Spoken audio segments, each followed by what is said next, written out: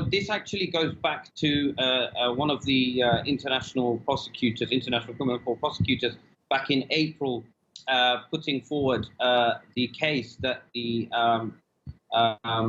deportation of Rohingya refugees from Myanmar to Bangladesh is considered as genocide against humanity. So in April at that time, there had been 6,700 refugees that had just been killed, and the UN, as well as Médecins Sans Frontières, who were there on the ground, actually accused the Myanmar army of genocide right there and then. Following that probe, the ICC arrived yesterday to talk to high-level officials in Bangladesh, to go and visit Cox's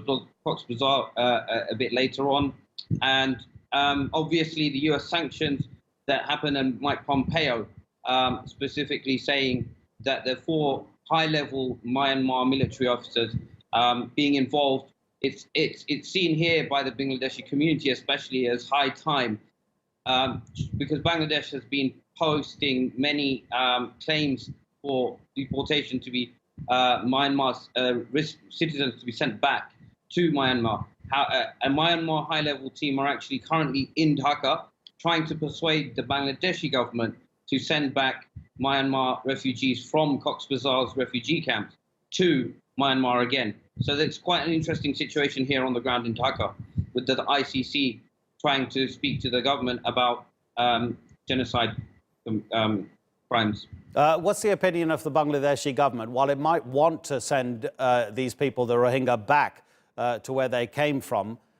it's surely aware of what's been happening in those areas from where they fled, where Myanmar has been building constructions and homes and then giving them to people who are not the Rohingya Muslims. So will they be able to go back to where they actually physically were first living? So when the first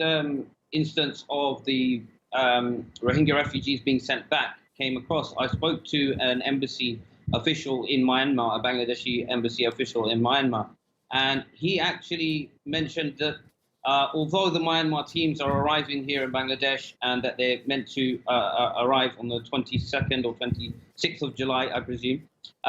they're not actually optimistic at all about what the outcome will be, due to the fact that what they say, and this is a quote from the embassy official, that our second neighbors, we're not optimistic about their outcome due to the fact that they always go back on their word. So, I mean, the Bangladeshi government has stayed quite silent here. They're more trying to deal with, on the ground, the current issues with the monsoon, and being quite tight-lipped about what's happening with the ICC. So at the moment on the ground in Dhaka, it's just wait and see of the reports that come out and high-level officials from the Bangladeshi government and any comments they make.